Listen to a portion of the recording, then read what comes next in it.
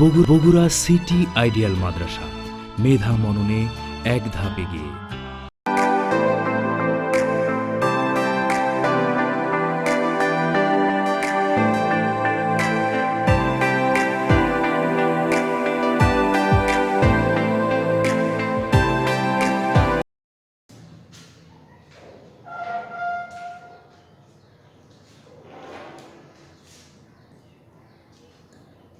আসসালামু আলাইকুম ওয়া রাহমাতুল্লাহ। প্রিয় তারবিয়াতের ছোট্ট শিক্ষার্থীবৃন্দ, তোমরা সবাই কেমন আছো?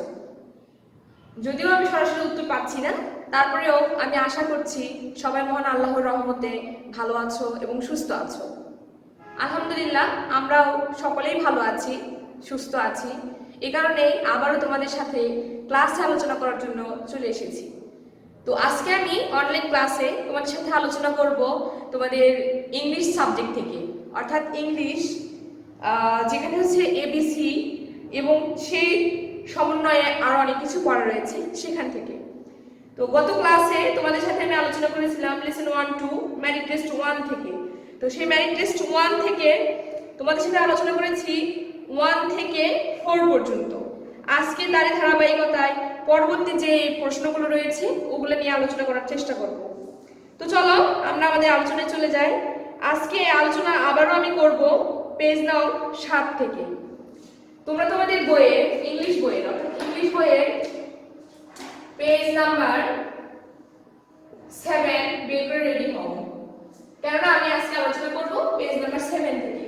গত ক্লাসেও পেজ নাম্বার 7 থেকে আলোচনা করেছিলাম, কেননা তোমরা সকলেই জানো পেজ নাম্বার 7 এ তোমাদের অনুশীলনীমূলক পড়া দেওয়া আছে।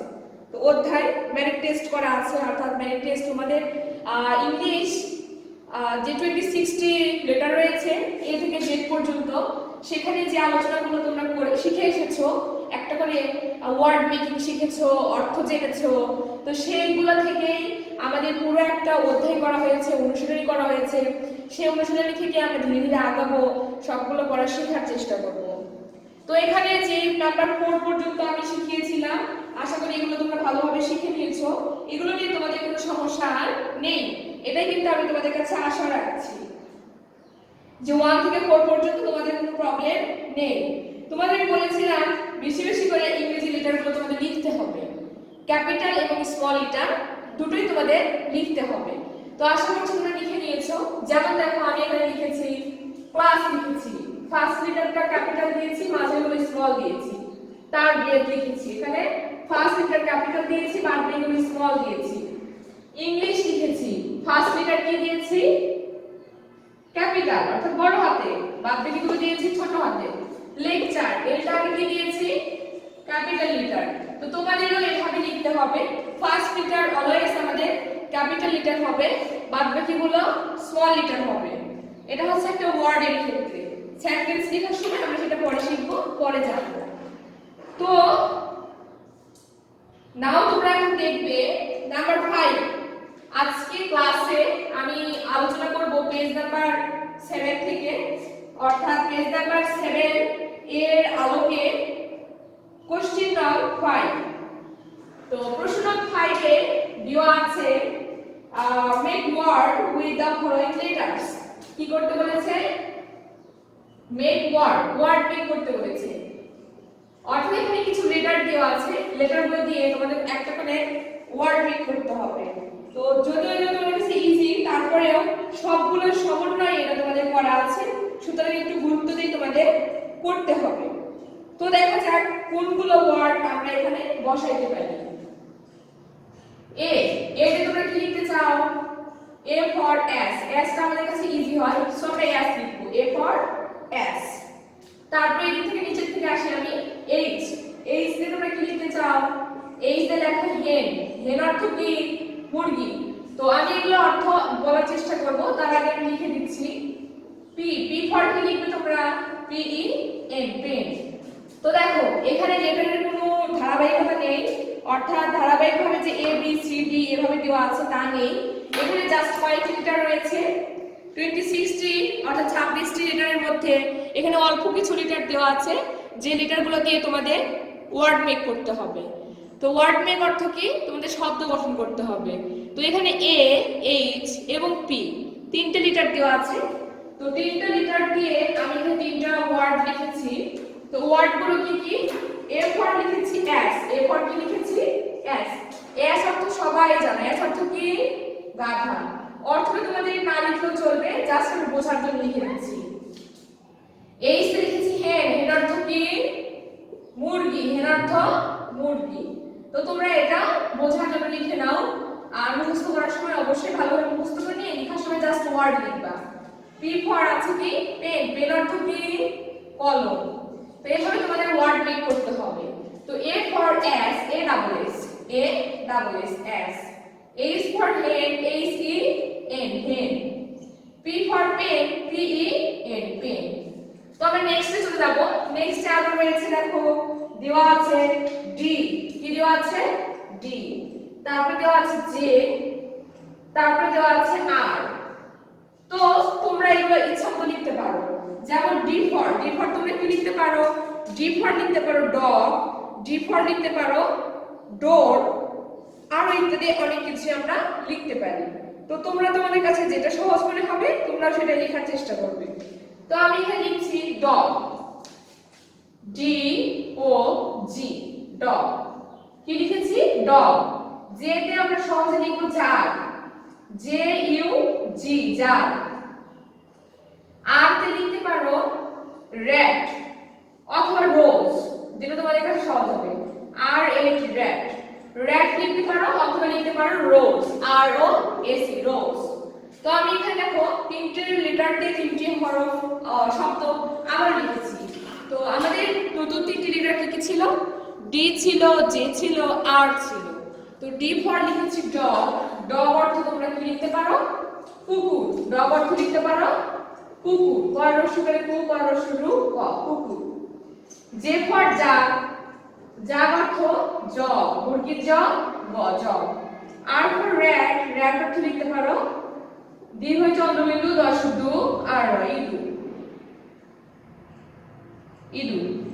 এভাবে তোমরা লিখতে পারো। তো আমি এখানে অলরেডি লিখেছি 6টি লেটার দিয়ে 6টি ওয়ার্ড মেক করেছি। তো ওয়ার্ডগুলো কি কি ছিল? ওয়ার্ডগুলো আমাদের ডি ফর লিখেছি dog, D O G, dog. J for লিখেছি jug, J U G, jug. R for লিখেছি আর এ টি, র‍্যাট, আর এ টি, র‍্যাট। এই হচ্ছে আমাদের 6টি অলরেডি শেষ। আমরা বাদ বাকি 6টি এখন শিখব। তো এই 6টি যেহেতু তোমাকে মুছে দিতে হবে, আমরা বোর্ড থেকে মুছে ফেলবো, তার জন্য লাস্ট পার্ট শুরু থেকে শেষ পর্যন্ত বলছি, তোমরা আবার জেনে নাও। A for S, A double S, S. H for hen, H E N, hen. P for pen, P E N, pen. D for dog, D O G, dog. J for jug, J U G, jug. R for rat, R A T, rat. এই হচ্ছে আমাদের প্রথম 6টি। এখন আমরা জানবো পরবর্তী 6টি। পরবর্তীতে আমাদের যে লেটারগুলো আছে তোমরা তোমাদের খাতায় ঝটপট সেই লেটারগুলো উঠিয়ে ফেলো। লেটারগুলো দেওয়া আছে, আমি লিখে দিচ্ছি এখানে বোর্ডে। তো প্রথমত দেওয়া আছে, দেখো দেওয়া আছে ই। কি দেওয়া আছে? ই। তারপরে দেওয়া আছে, তোমরা ঝটপট উঠিয়ে ফেলো, এন। তারপরে দেওয়া আছে টি। এই তিনটি দেওয়া আছে। তো নেক্সট দেওয়া আছে জি। তারপরে দেওয়া আছে এন। তারপরে দেওয়া আছে জেড। তো আমরা আগে 6টি জানবো। প্রথমে 6টি জেনেছি, তো এখন আমরা জানবো আরো 6টি। তো এই 6টিতে যেগুলো দেখতে পাচ্ছ তোমরা, তো এগুলো তোমাদের ইচ্ছা মতো তোমরা লিখতে পারো। তো ইচ্ছা মতো লিখতে গেলে তোমরা ই ফর কি লিখবে? ই ফর অলওয়েজ তোমরা লিখবে এ E double G. M for লিখবে ম্যান অথবা ম্যাঙ্গো। এন ফর এন না টি দেওয়া আছে। টি ফর তোমরা কি লিখতে চাও? টি ফর তোমরা লিখতে পারো ট্রি। টি ফর লিখতে পারো ট্রি। অথবা টি ফর আরো কি লেখা যায় বলো তো? টি ফর লেখা যায় টপ, টি ফর লেখা যায় টাইগার, টি ফর লেখা যায় টি। টি অর্থ চা। তো এগুলো তোমরা লিখতে পারো। তো জি ফর কি লিখবে? গান। এম ফর কি লিখবে? তোমাদের ইচ্ছা মতো তোমরা লিখতে পারো নেস্ট অথবা net, N E T, net. আর জেড ফর লিখতে পারো জু। সো আমি লিখে দিচ্ছি, এতক্ষণ বললাম। ই ফর লিখতে পারো কি? ই ডাবল জি, এ। এম ফর লিখতে পারো MANGO ম্যাঙ্গো। T ফর লিখতে পারো ট্রি, TREE ট্রি অথবা টাইগার, তোমাদের ইচ্ছা। G ফর লিখতে পারো GUN গান। N ফর লিখতে পারো net, NET net. Z for লিখতে পারো জু, ZOO জু, ZOO জু। এই হচ্ছে বাদবাকি 6টি। তো এখন আমি যদি তোমাদেরকে বলি এগুলোর অর্থ লেখার চেষ্টা করো, সো তোমরা কিন্তু ইজি ভাবেই তোমরা লিখতে পারবে। তো আমি লিখে দিচ্ছি, যদিও তোমরা পারো তারপরে আমি লিখে দিচ্ছি বোর্ডে। তো এখানে ই ফর লিখেছি এর অর্থ কি লিখতে পারি? ডয় রসিকে ডি মর্নিং। এম ফর লিখেছি ম্যাঙ্গো, ম্যাঙ্গো অর্থ কি লিখতে পারি? সরে আম আম। ট্রি ফর লিখেছি ট্রি, ট্রি অর্থ কি লিখতে পারি? ট্রি অর্থ লিখতে পারি গাছ, ট্রি অর্থ গাছ, গয়াকার ছ গাছ। জি ফর লিখেছি গান, গান অর্থ কি লিখতে পারি? বন্ধু, বয়ত নয়বার রসবার সংযুক্ত আর ক বন্ধু। এর ফর লিখেছি নেট, নেট অর্থ জাল, নেট অর্থ। আর যে ফর লিখেছি জু, জু অর্থ চিড়িয়া,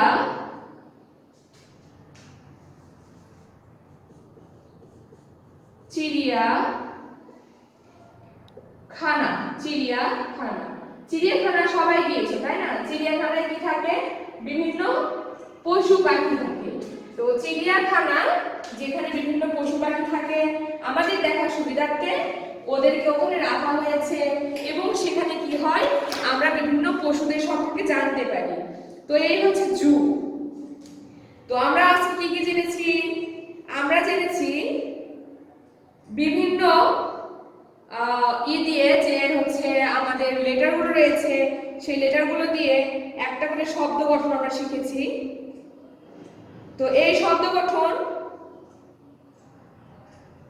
যেহেতু আমরা শিখে নিয়েছি 6 এবং 6, তাহলে কয়টি হলো? 12টি। এই 12টি শব্দ আমরা শিখে নিয়েছি 12টি লেটার দিয়ে। আশা করি সবার কাছে ভালো লেগেছে, সবাই বুঝতে পেরেছো। তো এই আশা নিয়েই আজকে ক্লাস শেষ করছি। সবাই ভালো থাকো, সুস্থ থাকো। আল্লাহ হাফেজ।